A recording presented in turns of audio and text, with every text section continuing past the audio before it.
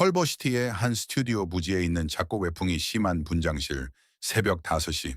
형광등 거울에 불이 들어오며 윙윙거리는 소리를 내고 얇은 실크 가운을 입은 차에 떨고 있는 젊은 여배우에게 거친 빛을 내뿜습니다. 공기 중에는 강한 헤어스프레이 냄새가 저렴한 콜드크림의 희미하고 왁스 같은 향과 날카롭게 섞여 있습니다. 그녀는 값비싼 파리산 세럼이 아니라 잘게 부순 얼음과 수돗물로 가득 찬 묵직한 유리 그릇으로 손을 뻗었습니다. 그녀가 맨 얼굴을 차가운 물 속에 담그자 얼음이 부딪히며 부드럽게 달그락거리고 카메라 앞에서 피부를 깨우기 위해 충격을 줍니다. 하지만 이상한 점은 이것입니다. 그녀의 화장대 위에 놓인 그 어떤 것도 비싸 보이지 않았다는 사실입니다. 화면 속 그녀를 지켜보는 수백만 명의 여성들은 그녀가 세상에서 가장 고급스러운 제품을 사용한다고 생각했습니다. 현실은 어땠을까요? 그녀의 가장 큰 뷰티 비결은 동네 약국에서 파는 10센트짜리 단지 안에 들어 있었습니다. 이러한 습관들이 사라진 이유는 효과가 없어서가 아니라 단순히 판매하기에는 너무나 저렴했기 때문입니다.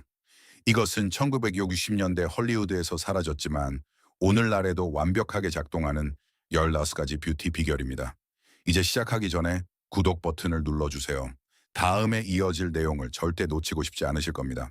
오늘날 우리는 비싼 세럼, 복잡한 루틴, 화학적 필링이 끝없이 진열된 복도에 둘러싸여 있습니다. 우리는 아름다움을 위해 12단계의 과정과 적지 않은 비용이 필요하다는 이야기를 듣습니다. 하지만 1960년대의 매혹적인 여성들, 즉 은막 위에서 결점 없는 피부와 완벽한 머릿결을 뽐내던 이들은 우리가 잊어버린 무언가를 알고 있었습니다. 그들은 단순한 가정용품, 인내심, 그리고 조용한 절제력에 의지했습니다. 깊이 들여다볼수록 이러한 습관들은 구식처럼 보이지 않습니다. 사라진 것은 결과가 아니었습니다. 그것은 그 주변의 지식이었습니다. 뷰티 산업은 티스푼, 바세린 한 통, 혹은 얼음 한 조각으로는 단순히 수익을 낼 수 없었습니다. 잊혀진 15가지 비밀을 하나씩 확인하다 보면 여러분은 하나의 패턴을 발견하게 될 것입니다. 1위에 도달할 때쯤이면 여러분은 헐리우드의 궁극적인 뷰티 비결이 결코 제품이 아니었다는 사실을 깨닫게 될 것입니다. 그리고 카운트다운은 예전의 대부분의 아침이 시작되던 곳, 바로 욕실 세면대에서 정확히 시작됩니다. 여야 9번, 얼음물 세안. 연예인들이 진동하는 옥 롤러나 크라이오테라피 페이셜 글로브를 팔기 훨씬 전 조안 크로퍼드와 같은 은막의 전설들은 훨씬 더 가혹하고 완전히 공짜인 무언가에 의지했습니다. 바로 얼음물 한 그릇입니다. 촬영을 앞둔 이른 새벽, 여배우들은 자기 대야에 수돗물을 채우고 얼음 한 줌을 쏟아부은 다음 얼굴을 물속에 완전히 담그곤 했습니다. 그 감각은 날카롭고 매서운 추위였으며 즉각적으로 모공을 조이고 아침의 붓기를 가라앉혔습니다. 부드러운 마사지는 없었습니다. 그저 얼어붙을 듯한 물에 숨막히는 충격뿐이었습니다. 오늘날 뷰티 산업은 이 정확한 생리적 반응을 값비싼 냉동 도구에 담아 판매하지만 1960년대 여성들은 배관 시설과 냉동고만 있으면 필요한 모든 장비를 갖춘 셈이라는 것을 알고 있었습니다. 14번, 최고의 하이라이터로서의 바세린. 그 시대의 매혹적인 스튜디오 초상화를 자세히 들여다보면 여성들의 광대뼈와 눈꺼풀에는 항상 이슬을 머금은 듯한 거의 천상적인 광채가 감돌았습니다. 여러분은 그것이 파리의 고급 화장품 브랜드에서 나온 것이라고 짐작할지도 모릅니다. 하지만 그렇지 않았습니다. 비결은 단순한 페트롤라툼 젤리층이었습니다. 마릴린 먼로는 스튜디오 조명을 받기 위해 파우더 아래에 바세린을 얇게 펴 바르는 것으로 유명했습니다. 오일 프리매트 피니쉬에 집착하는 현대 소비자들에게는 무겁고 기름진 질감이 끔찍하게 들릴 수도 있지만 그것은 완벽하게 작동했습니다. 빛을 아름답게 반사하고 수분을 가두었으며 비용은 단 몇 푼에 불과했습니다. 업계는 결국 우리에게 50센트짜리 깡통과 똑같은 광택을 재현하는 작은 하이라이터 컴팩트를 40달러에 팔게 되었습니다. 13번, 딸기와 베이킹소다 광택제. 헐리우드의 눈부신 하얀 미소가 항상 칡과 의자에 앉아서 만들어진 것은 아니었습니다. 많은 여배우가 잘 익은 딸기를 으깨어 베이킹소다 한 꼬집과 섞은 수제 페이스트를 사용했습니다. 과일 속의 사과사는 천연 수렴제 역할을 했고 베이킹소다는 거친 연마제 역할을 했습니다. 칫솔로 치아를 문지를 때 혀끝으로 느껴지는 새콤달콤한 맛과 곱고 분말 같은 입자를 느낄 수 있었습니다. 그것은 클로즈업 촬영 전 빠르고 저렴한 해결책이었습니다. 처음 몇 가지 비결이 백화점에서 나온 것이 아니라는 점에 주목하십시오. 그것들은 주방과 약상자에서 나왔습니다. 이 여성들은 문제를 발견했을 때 즉시 내가 무엇을 살 수 있을까라고 묻지 않았습니다. 그들은 내가 이미 무엇을 가지고 있는가라고 물었습니다. 그것은 현대 마케팅이 지우기 위해 매우 열심히 노력해온 미묘하지만 심오한 종류의 자립심이었습니다. 12번, 실크 스카프와 롤러를 하고 잠자기. 오늘날 여성들은 머릿결을 즉시 손상시키는 고열 스타일링 기구에 의존하고 나중에 이를 고치기 위해 비싼 재생 세럼을 삽니다. 1960년대의 방식은 달랐습니다. 그것은 인내심을 요구했습니다.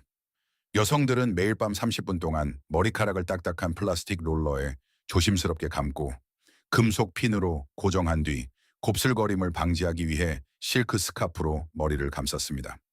그 딱딱한 원통들을 베고 자는 것은 몹시 불편한 것으로 유명했습니다. 몸을 돌릴 때마다 딱딱한 플라스틱이 두피를 압박하는 것을 느낄 수 있었습니다. 하지만 이러한 절제는 뜨거운 고데기를 전혀 대지 않고도 며칠 동안 유지되는 풍성하고 스타일링된 머리 모양으로 아침을 맞이하게 해주었습니다. 그것은 일종의 절충간이었습니다. 밤의 신체적 불편함을 낮의 노력 없는 화려함과 바꾼 것입니다. 11번, 따뜻한 올리브 오일 헤어팩. 가혹한 스튜디오 조명과 뻣뻣뻣한 헤어스프레이를 견뎌낸 후 딥 컨디셔닝이 필요했던 여배우들에게 정답은 다시 한번 주방 찬장에서 발견되었습니다. 소피아 로렌은 따뜻한 올리브 오일을 머리카락에 바르는 것을 신봉한 것으로 유명했습니다. 여성들은 올리브 오일 한 펜을 가스레인지 위에서 만졌을 때 딱 따뜻할 때까지 든 다음 묵직하고 흙내음이 나는 액체를 모근해 마사지하고 두껍고 뜨거운 수건으로 머리를 감싸곤 했습니다. 주방의 풍부한 향기가 욕실을 가득 채웠을 것입니다. 번거롭고 깨끗이 씻어내야 했지만 그것은 머릿결을 믿을 수 없을 정도로 탄력 있게 만들었습니다. 현대의 헤어 마스크는 이러한 깊은 영양 공급을 모방하려 하며 종종 우리 주방 조리대 위에 내내 놓여있던 성분의 프리미엄 가격을 매깁니다. 하지만 목록을 더 내려가면서 이러한 비결들은 세면대를 떠나 화장대로 옮겨가며 환상의 법칙은 더욱 정교해집니다. 10번, 차숟가락 속눈썹 컬러. 기계적인 금속 클램프와 배터리로 작동하는 가열식 완드가 표준이 되기 전 여배우들은 단순한 차숟가락에 의지했습니다. 금속 숟가락의 곡면을 따뜻한 전구에 단 몇 초 동안 대고 화상을 입지 않도록 손등에 대어 확인합니다. 그런 다음 엄지손가락을 사용하여 따뜻한 가장자리에 속눈썹을 눌러줍니다. 주방 은식기의 완만한 열기가 속눈썹을 완벽하게 말아 올렸습니다. 그것은 사는 도구가 아니라 배우는 기술이었습니다. 그 결과는 그 어떤 클램핑 장치도 섬세한 털을 부러뜨리지 않고는 복제할 수 없는 눈을 크게 뜨게 만드는 자연스러운 굴곡이었습니다. 9번, 점막의 화이트 아이라이너. 타오르는 스튜디오 조명 아래에서 18시간을 보낸 후 눈은 충혈되고 피로해졌습니다. 해결책은 마법 같은 안약이 아니라 점막을 따라 조심스럽게 그은 부드럽고 분말 같은 흰색 아이라이너 펜슬이었습니다. 그것은 즉각적으로 붉은 기를 중화시키고 카메라에서 눈이 훨씬 더 커 보이게 만들었습니다. 그것은 착시 현상의 마스터 클래스였습니다. 오늘날 기업들은 복잡한 배합에 브라이트닝 스틱을 마케팅하지만 1960년대에는 일반적인 흰색 연필이 마케팅 용어 없이도 똑같은 역할을 해냈습니다. 이 시점에서 패턴은 더 이상 단순히 신체적 문제를 해결하는 것에 머물지 않습니다. 그것은 이 여성들이 창조한 환경에 관한 것입니다. 화장대는 단순히 색을 바르는 곳이 아니었습니다. 그것은 인내가 결과를 낳는 개인적인 실험실이었습니다. 8번, 모근의 탈쿰 파우더.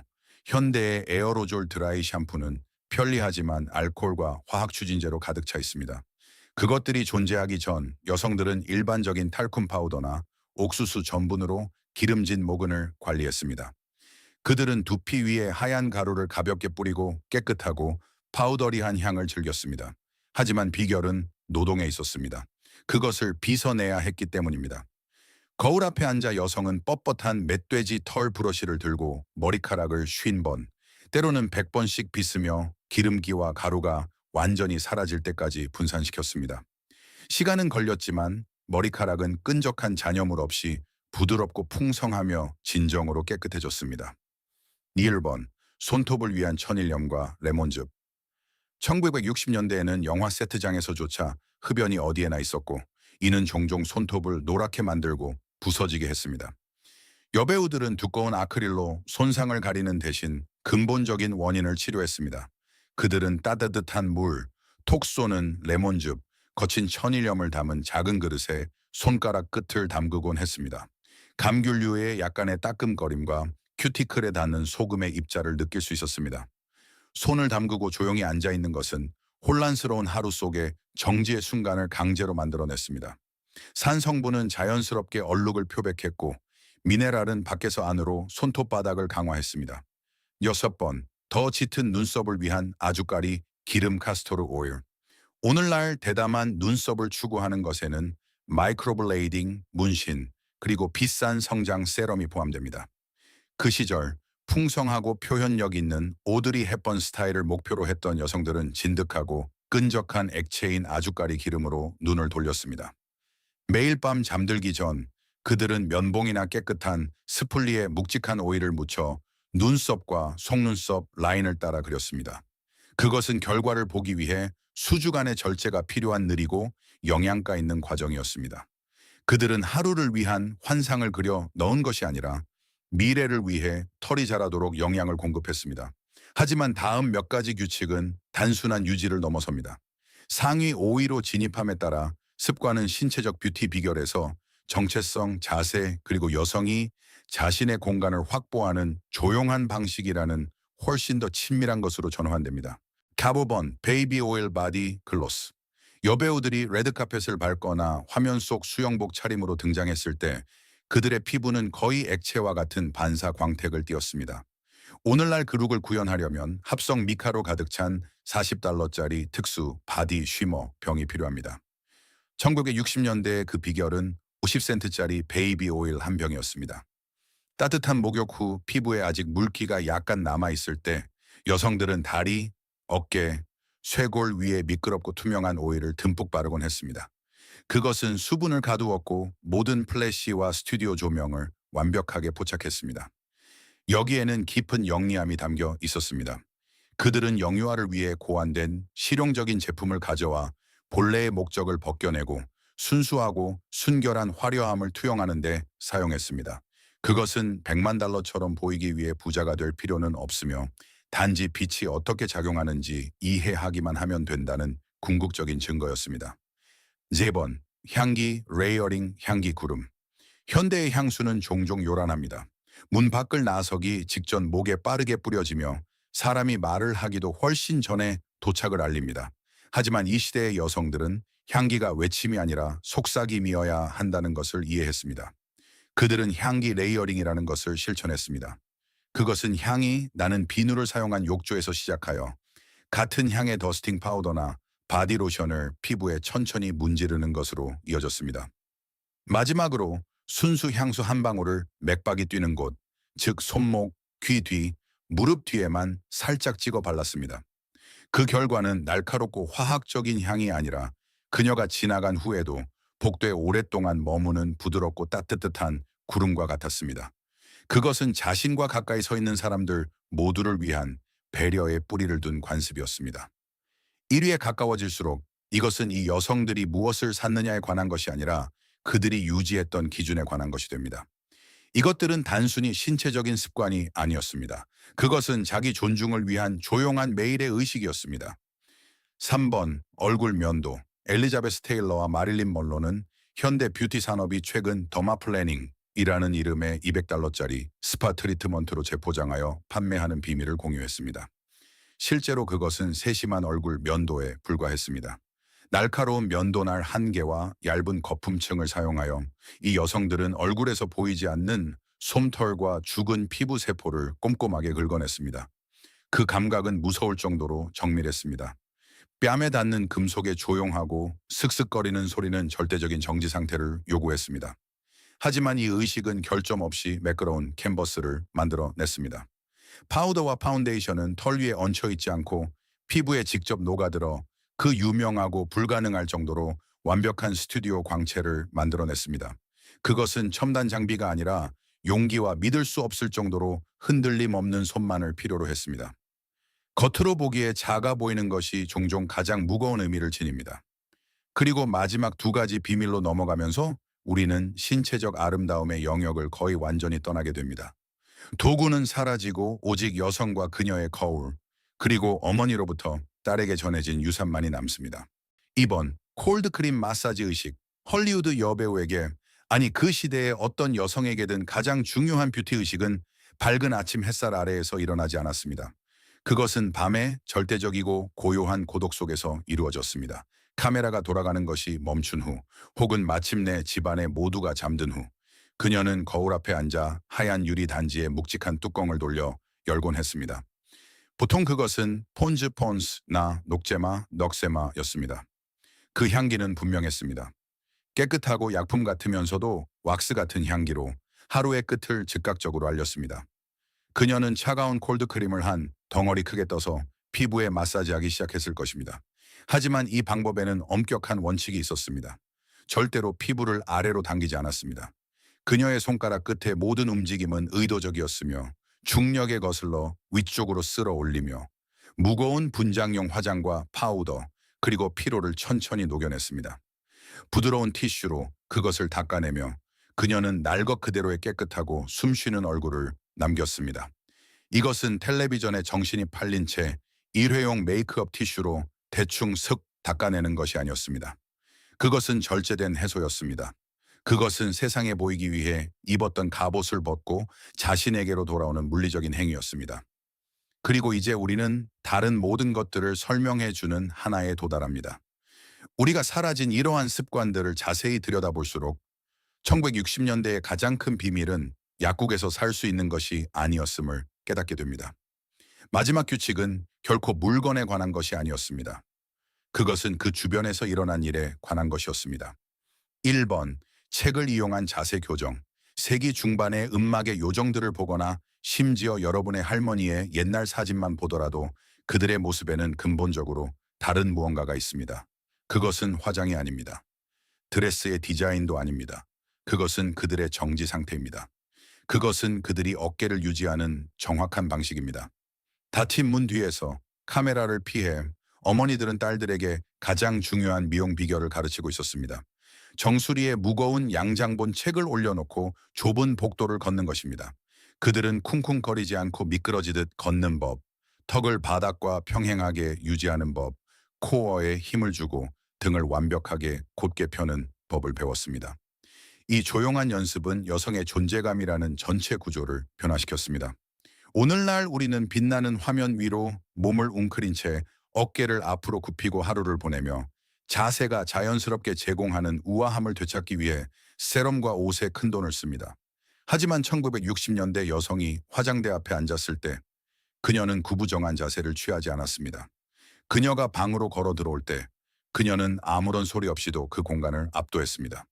어딘가 문이 살짝 열린 조용한 침구에서 한 어린 소녀가 거울 앞에 꼿꼿이 앉아있는 어머니를 지켜보며 돈이 전혀 들지 않는 기준을 흡수하고 있었습니다. 그것은 허영심이 아니었습니다. 그것은 품이었습니다. 그것은 제품이 아니었습니다. 그것은 유산이었습니다. 그리고 그것은 뷰티 산업이 병 속에 담는 방법을 결코 알아내지 못한 단 한 가지였습니다. 얼음 단지 금속 숟가락과 같은 물건들은 사라지지만 그 이면에 조용한 힘은 남아있습니다. 얼음물의 매서운 충격부터 자세 교정용 책의 조용한 무게에 이르기까지 이 15가지 비결은 효과가 없어서 사라진 것이 아닙니다. 그것들이 사라진 이유는 인내심을 요구했기 때문이며 단순히 수십억 달러 규모의 산업을 구축하기에는 너무 저렴했기 때문입니다. 우리가 진정으로 잃어버린 것은 유리 단지에 든 콜드크림이나 멧돼지 털 브러쉬 혹은 따뜻한 금속 숟가락이 아니었습니다. 우리가 잃어버린 것은 절제였습니다. 고요함이었습니다. 화장대의 부드럽고 친밀한 빛 속에서 이루어지던 어머니와 딸 사이의 무언의 가르침이었습니다. 우리는 현대의 편리함을 위해 자립심을 맞바꿨고 그 과정에서 진정한 매혹은 빠른 구매가 아니라 연마된 기술이라는 사실을 잊어버렸습니다. 하지만 어딘가에 묵직한 유리단지가 여전히 자기 세면대 위에 놓여 있습니다. 어딘가에서 어머니는 여전히 딸이 문 밖을 나서기 전에 등을 똑바로 펴라고 말하고 있습니다. 그리고 단 한마디 말도 없이 교훈은 다시 시작됩니다. 사라진 이러한 뷰티 습관들 중 어머니나 할머니가 사용하시던 것이 기억나시나요? 아래 댓글로 여러분의 추억을 공유해 주세요. 이 과거로의 여행이 즐거우셨다면 좋아요와 구독을 눌러주시고 화면의 영상을 클릭하여 과거에 잊혀진 비밀들을 더 많이 발견해 보세요.